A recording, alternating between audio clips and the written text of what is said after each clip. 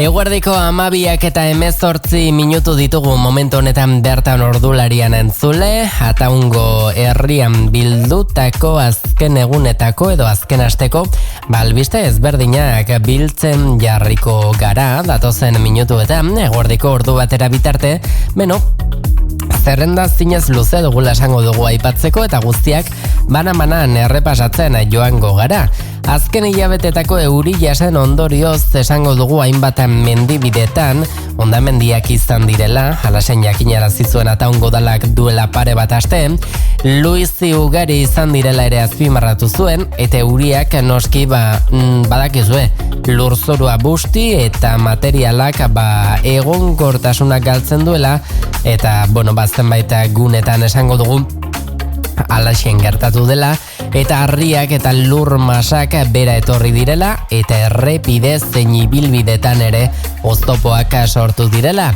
Prezipitazio jarraituak eta lurzoruan pilatutako ezetasunak eragin dituzte luizi hauek, bereziki malda handiko eremuetan, eta lurzorua ahulduta dagoen tokietan.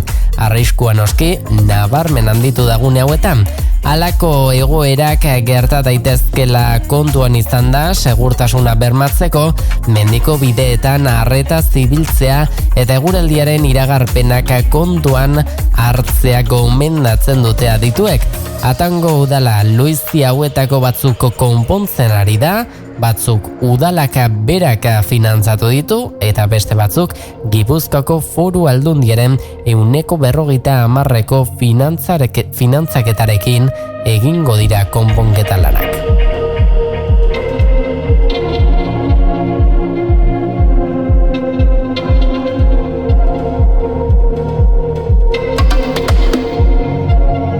Eta aste honetan bertan izan dugun, hain zuzen ere, solasaldi bate begiratu behar diogu. Solasaldia bere osotasunean.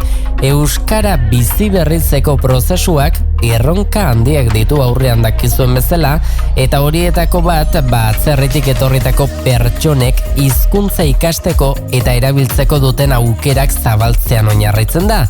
Gizartea gero eta anitzagoa den honetan, euskararen transmisioa bermatzea ezinbestekoa da, baina horretarako hizkuntza ohiturak moldatu eta harrera egoki egitere beharrezko da noski. Egunerokotasunean ohikoa da euskaraz egiten duten euskaldunek gaztelaniara aldatzea. Norbait atzerritarra dela antzematean egiten da gehien bat. Jokabide hori naturala baldin bada ere euskara sustatzeko oztopo bihur daiteke. Adituek diotenaren arabera, hizkuntza bat ikasteko ezinbestekoa da erabiltzeko aukerak eskaintzea, eta horretarako lehen hitzetik euskaraz egitea lagungarria da noski. Agurtzeko edota elkarrizketa bat hasteko euskarazko hitzak erabiltzea izan daiteke beste aukera bat, eta baita ere beharren arabera moldatzea ere euskara ikasi nahi dutenentzat bultzada handia izan daitekelako. Horrez gainere, hizkuntza ohiturak aldatzeko komunitatearen parte hartzea funtsezkoa da. Euskara ez delako bakarrik eskoletan edo ikastaroetan ikasten, baizik eta eguneroko bizitzan, harremanetan eta gizarte ekintzetan ere ikasten delako. Herrietako kultura elkarteek, kirol klubeek eta bestelako taldeek zeregin handia dute horretan. Euskaraz aritzeko aukera errazten baitute. Mintzalagun programak, auzo mailako ekimenak eta euskara erabiltzeko gune babestuak sortzea lagungarri izan daiteke euskara ikasten ari direnentzat. Hala eta guztiz ere, hizkuntza ohituren aldaketa ez da soilik atzerritik etorritakoen esku dagoen zerbait. Euskaldunek beraiek ere ahalegina egin behar dute horretan. Euskara erabiltzeko aukera gehiago sortzen da helburua eta euskara erabiltzeko aukera gehiago sortzea da helburua, eta horretarako hizkuntza aldaketa automatikoak saihestea, pazientzia izatea eta baita ulermena sustatzea ere esango dugu. ezinbesteko faktoreak direla. Adituek diotenaren arabera, euskara ikasten ari den pertsona batek akatsak egiteko beldurrik ez izatea eta konfiantza sentitzea erabakigarria da hizkuntza bereganatu ahal izateko. Azken finean, euskararen bizirauena komunitate osoaren esku dago. Euskaldunek beren ohiturak moldatu eta hizkuntza eskuragarri jartzeko ahaleginak egin behar dituzte eta era berean euskara ikasi nahi dutenek erabilera sustatuko dute espazioak eta aukerak izan beharko dituztelarik.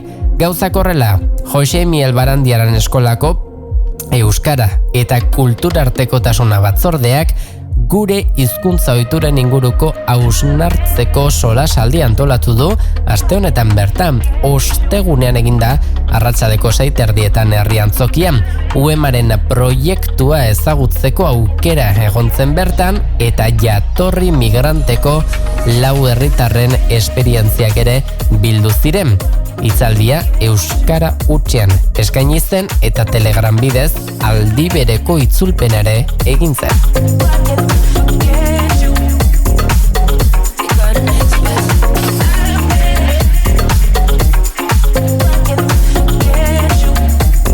Aste honetan jakin dugu ere Jose Antonio Santano Espainiako gobernuko garraio eta mugikortasun jasangarriko estatu idazkariak abiadura handiko trenaren proiektuari lotutako zundaketak geologikoak bada indarrez egingo dituela iragarri zuela, hain zuzen ere eskualdeko eragile ugariren haserrea piztuz. Santano estatu idazkariak azaldu zuen abiadura handiko trenaren proiektuak aurrera jarraitu behar duela eta premiazkoa dela Aralarren lurzoruaren ezaugarriak sakon ezagutzea. Bere hitzetan, zundaketa horiek ezinbestekoak dira ingeniaritza lanak behar bezala planifikatu ahal izateko eta berehalako ekintzak iragarri zituen. Zundaketak indarrean ditugun ingurumen neurrien arabera egingo direla dio, baina ezinbestekoa da denbora tartean beste atzerapenik ez suertatzea, azpimarratu zuen. Aralarreko eskualdea ordea oso eremu babestua dela esango dugu, balio natural handikoa eta ondare kultural aberatsa duen ere bai. Bertako udalek, elkarte ekologistek eta hainbat herrietarrek aspaldian adierazi dute kontrako jarrera.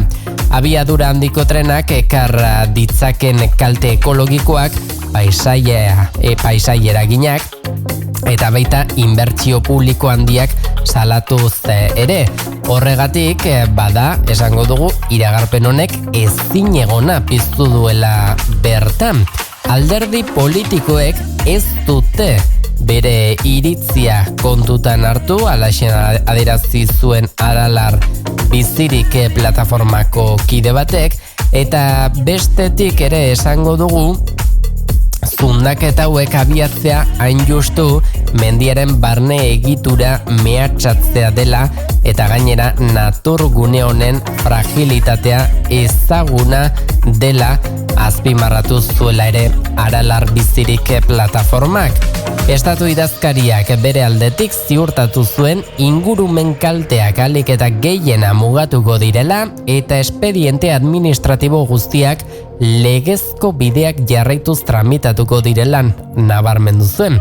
Hala ere, adierazi zuen lanekin aurrera egitea ezinbestekoa dela, abiadura handiko trena garraio estrategikoa delako, baina bai eskualde mailan baita nazioarteko ibilbideetan ere.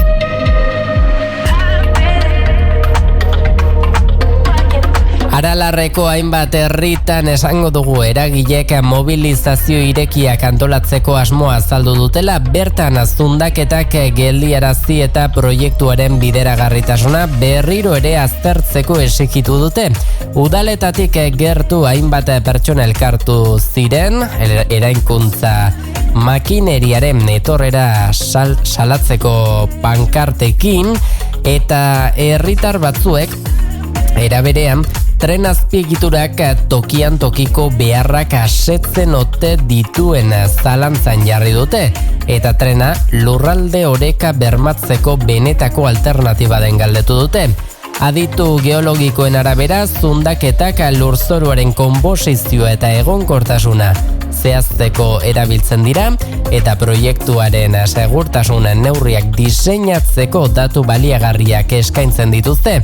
Hala ere esango dugu ingurumen arloko aditueko hartarazi dutela, Aralar bezalako paraje babestu batean esku hartze oro arduraz planifikatu behar dela, prozesua ezin dela azkartu ingurumena arriskuan jarriz. Aralarren, Krast eremu delako lurpeko baliabideak, leizeak eta fauna endemikoak zaindu beharrekoak direla, ohartarazi du biologo batek.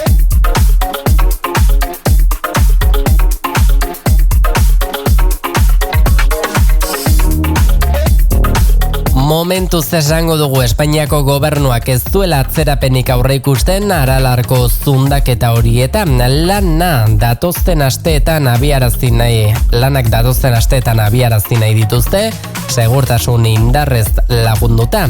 Santanoren hitzetan osoko proiektuari kalte larriak sortu dizkioten atzerapenak estopa jarri behar dira, eta abiadura handiko trenak izan duen geldialdi teknikoa behin betiko gainditzea da bere helburua. Herritarrak, talde ekologistak eta Aralarko zaintzaren aldeko mugimenduak ordea prestat daude erresistentzia ekintzak antolatzeko. Datorren astean egingo dituzte asanbladetan erabakita geldituko da aurrera begira zein izango den erantzun bateratua, baina badirudi proiektuaren inguruko tirabira ez dela berehalakoan amaituko. Aste honetan bertan barkatu adierazpenaren ostean, esango dugu garraio eta mugikortasun jasangarriko estatu idazkariak ez duela prentsaurreko gehigarririk iragarri. Hala beraz, Aralarko biztanleek zundaketen inguruan izango diren mugimenduen zain jarraituko dute, udalerrietako plazetan eta sare sozialetan adostasun berriak bilatu bitartean. Hurrengo egunetan argituko da beraz, indarrez egingo diren zundaketek zein eragin izango duten eskualdearen etorkizunean eta Aralarko ondare naturala babesteko borrokan.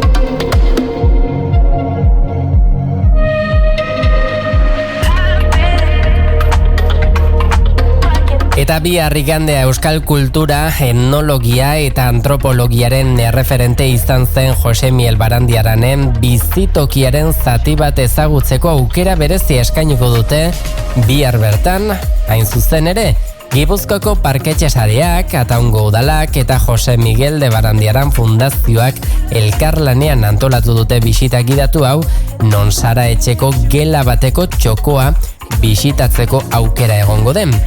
Ekimenaren helburua da Barandiaranek Ataunen egindako lan oparoa ezagutaraztea, baina baita bere bizitzaren testuingurua gertutik erakuste ere. Bisita goizeko 11:00 hasiko da, euskaraz izango da, eta 2 ordu inguruko iraupena izango du. Parte hartzaileek 6 euro ordaindu beharko dituzte, eta 14 urtetik gorakoentzako egokituta egongo da bisita hau. Egun horretan bertan, bihar gidari espezializatuen eskutik, bisitariek Barandiaranek garai hartan baliatzen zituen bada lantresnen, ohituren eta bizilekoaren inguruko xehetasunak ezagutuko dituzte. Sara etxeak orain ere, hain zuzen ere, azken mendetako euskal kulturaren lekuko paregabea izaten jarraitzen duelako, Gipuzkoako mendialdeko giroa eta historiaren aztarna uztartuz. Izen ematea eta informazio praktikoari dagokionean, jarduera honetan parte hartu alizateko, derrigorrezkoa izango da, aldez aurretik izena ematea, honako bide hauetako bat erabiliz. 944-103-03-5 telefono zenbakira deitu dezakezue, edo 688-895-06 06 Idatz dezakezu ere Barandiaran abildua gipuzkoanatura.eus helbide elektronikora. Eta alaberaz zigande honetako bisita aukera paregabea izango da Jose Miel Barandiaran nor izan zen bertatik bertara ezagutzeko, baita familiaren oroitzapenetatik hasi eta garai hartako euskal gizarteren ohituretaraino bidaiatzeko ere. Izena emanda daukatenek Barandiaranen ondarerekin harremanetan izateko esperientzia zoragarri bat biziko dute Ataungo bihotzean bertan.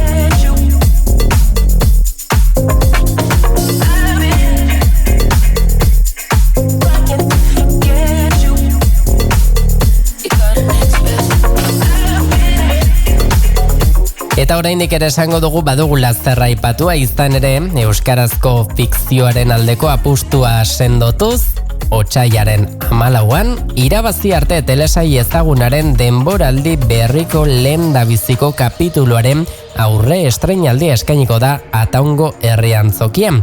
UEMA, Ataungo udala eta ITB aritu dira elkarlanean emanaldi antolatzeko eta nahi duen pertsona orok izango du bertaratzeko aukera.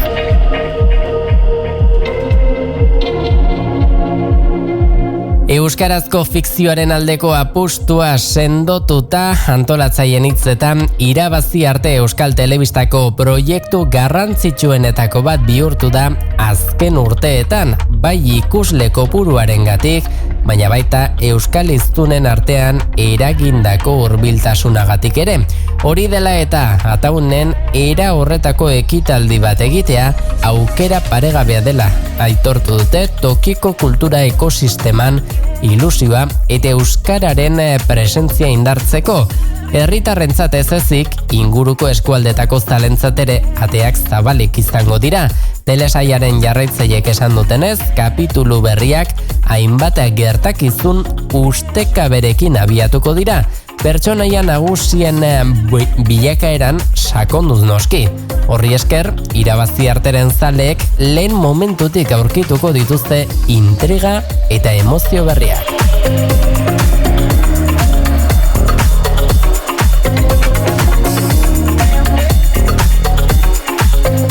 Antolatzaiek berriz publikoki luzatu dute gonbidapena. Euskarazko telesaia hau gustoko duten guztiak ongi etorriak izango dira Ataungo herriantzokira denboraldi berriari ekiteko presta gauden honetan.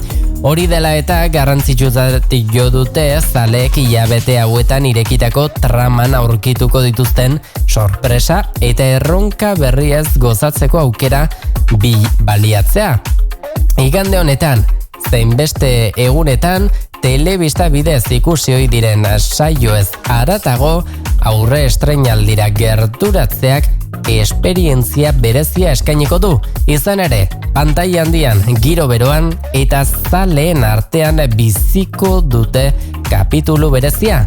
Beste behin, euskal fikzioaren aldeko apustua agerian geratu da eta Ataun asteburuan euskal ikusentzunezko sorkuntzaren erdigune bihurtuko da.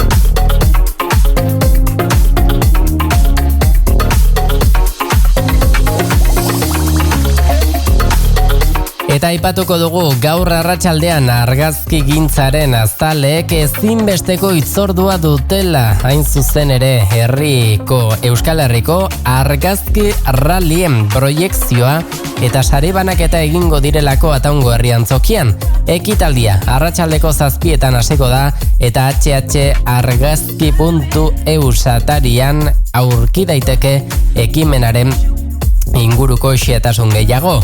Antolatzaien esanetan urtean zehar Euskal Herriko txoko ugaritan egiten diren argazki rallyetan parte hartutako irudi onenetako batzuk ikusgai izango dira. Ondoren berriz, aurtengo saioetan nabarmendu diren argazkilariei merezitako aitortza egingo zaie, sare banaketa ekitaldi xume bat hunkigarria tarteko ere bai. Alaberaz, argazkilariek proiektuetan islatutako begirada pertsonalak eta lehiaketaren dibertsitatea erakutsiko dira, bai gaietan eta baita tekniketan ere. Herritarrentzat, argazkilari afizionatuentzat, zein profesionalentzat, aukera paregabe izango da azken urtean zehar Euskal Herriko 11 bazterretan ateratako argazki nabarmenen bilduma ikus-entzunezko formatuan gozatzeko. Baina baita, irudi horien atzean dagoen lana gertutik ezagutzeko ere. Interesadunek beraz adi izan beharko dute gaur arratsaldeko 7:00 Ataungo herrian zokia, denboraldi berriko ekitaldi ikusgarri honen agertoki bilakatuko baita.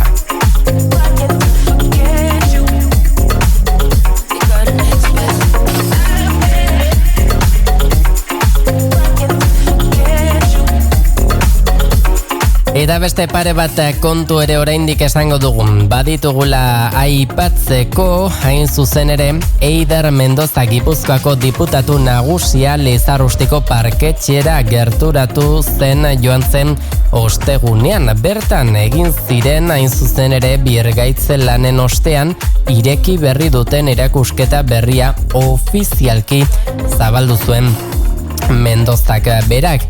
Aralarra Parke Naturalean kokatuta Lizarrustiko parketxea urte betez egonda itxita instalazioen barrualdea erabat berritzeko helburuarekin.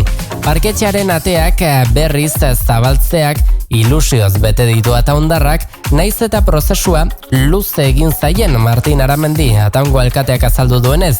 Herritarren artean poz handia dagoela aitortu zuen Aramendik, batez ere emaitza ikusita, baina hala ere, espero baino denbora gehiago hartu dutelanek eta hainbat jarduera eten behar izan dira urtebetez, halaxen adierazi du Aramendik. Haren esanetan, amaierako itxura gustokoa da, espazioa zabaldu eta eduki erakargarriagoa eskaini duelako. Eider Mendozak bere aldetik azpimarratu du ingurumen hezkuntzarako gune estrategikoa dela Lizarrusti eta Gipuzkoa halako baliabideek eragin positiboa dutela ere nabarmendu zuen naturturismoan zein herritarren sentsibilizazioan. Aralarko ondare naturala babestea guztion ardura dela azpimarratu zuen eta parketxe honek funtzio garrantzitsua beteko duela helburu hori sustatu asmoz. Birgaitze lan hauei esker beraz, bisitariek modu eroso eta modernizatuan ezagutuko dute gure ondarearen garrantzia, Ataungo ondarearen garrantzia. Erakusketa berriak beraz Aralarko natura, fauna eta flora lantzen ditu, multimedia baliabidekin osatu dute, tokiko eragileek ziurtatu dutelarik bisitariek esperientzia aberasgarria izango dutela, ingurunea ezagutziaz gain Lizarrustiko parketxearen historiara hurbildu egingo direlako, eta horrela urtebeteko itxiera amaitu ostean Aralarko bihotzean kokatutako gune honek berak berriro ere zabaldu dizkioateak naturzale zein ikertzaile indar berrituta eta garai berrietara egokituta.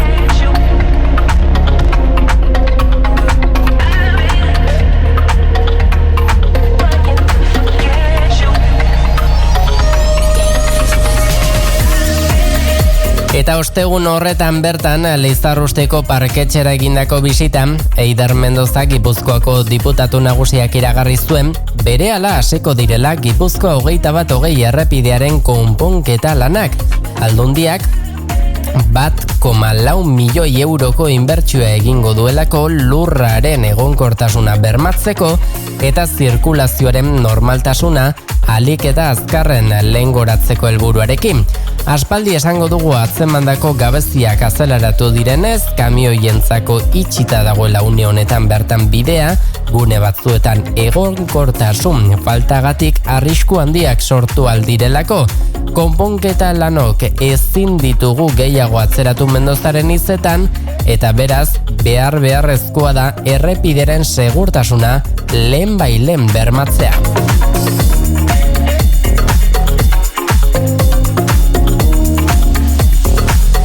Aurrekontuan jasotako 1,4 milioi euro horiek beraz lur mugimenduak kontrolatzeko obra berezietara bideratuko dira. Esate baterako, euste hormak sendotzera eta drainatze sistemak hobetzera. Gainera, asfaltatze lanak ere egingo dira, trafikoaren jarraitutasuna bermatu ahal izateko, eta lan horiek etapaka egingo dira noski. Ibilgailuen joan etorria erabat etengabe, naiz eta noizean behin pasabide murriztuak izan daitezken. Aldundiak jakinarazti duenaren arabera, konponketa lanek irauten duten bitartean, herritarrek trafikoan sort daitezken eraginei buruzko informazioa jasoko dute. Horrez gain, ibilbide alternatiboak proposatuko dira, batez ere kamioientzat edota errepidearen egoera zein ordutegi zatiketen arabera zirkulazioa zailagoa dutenentzat. Iragarpenaren ostean, Ataungo udalak pozik agertu da lan hauek lehen etxiko dituztelako eta herritarrentzat nahiko eragozpen ekarri dutela azpimarratu dute azken hilabeteotan, batez ere garraio astunarentzat eta proiektuaren onarpenak egoera bideratzeko itxaropena ere piztu die. Hala beraz, datozen asteetan Gipuzko 21 bidearen itxura berritzaile bat ikusiko duten bertatik pasatzen diren guztiek Aldundiko ordezkarien esanetan. Obrak amaitutakoan berriz, tokiko ekonomia eta bisitari fluxua ere suspertzea. Espero da ingurunearekin bat datorren bide seguru eta erosoago bat eskainiz.